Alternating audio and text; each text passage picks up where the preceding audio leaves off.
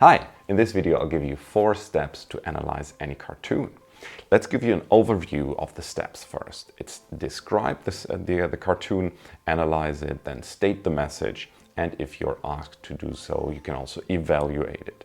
Let's go. The first step would be to describe, especially if this is a written analysis. You should use an introductory sentence where you talk about who's the author, where was the cartoon published, and state the topic. For the topic, you might have to think a little bit about the cartoon, so don't rush into it, think clearly and then state it and use it in your sentence.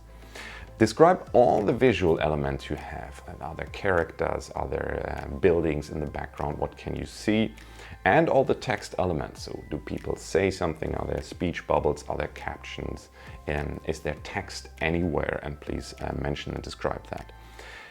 When you describe that, use correct language and be careful with at the bottom, at the top, in the foreground, in the background, on the left, on the right, and you can say the cartoon shows, or we can see to get a bit of change in there. Remember these prepositions at, in, on, people tend to confuse them, so please use them correctly.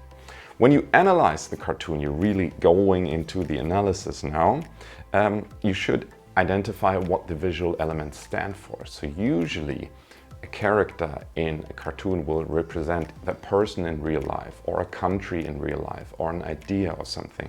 And here you point out what these things stand for. Often then, the cartoon in this way refers to reality in some way. So describe how the cartoon does that. Are, as I said before, characters that represent a nation? Is it animals maybe, or is it symbols that stand for certain ideas? Are stereotypes used, are comparisons made, etc. So please go into detail on that. Often, obviously, a cartoon is funny in a way, so ironic or humorous, and you can describe why that would be and how this works in this cartoon. Now let's move on to the message of the cartoon. I think it's important to say what the cartoon is trying to say, and you can look for clues, because this is one of the more difficult tasks, especially in some ambivalent cartoons.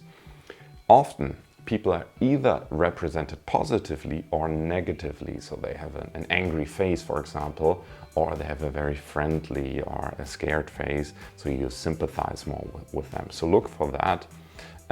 Often qualities are exaggerated, so people are, for example, presented as really strong and muscular and aggressive, which of course they don't look like that in real life, but it's trying to show a quality about them.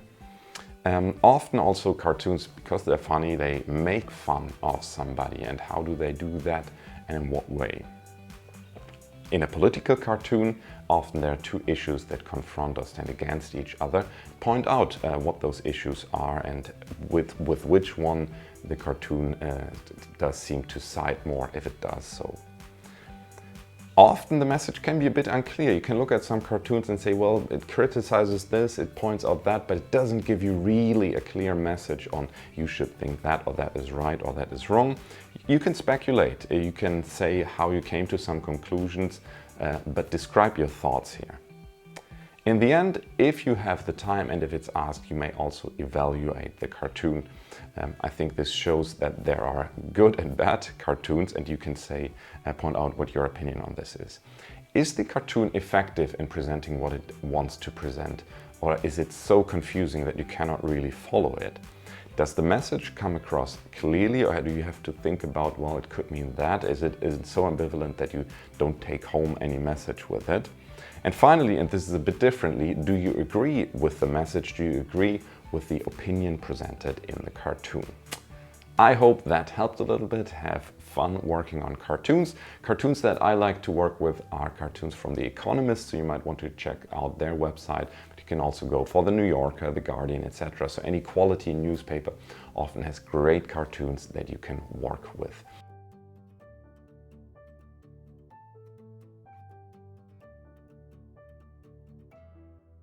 I hope to see you again soon. Goodbye. English with Mr. B.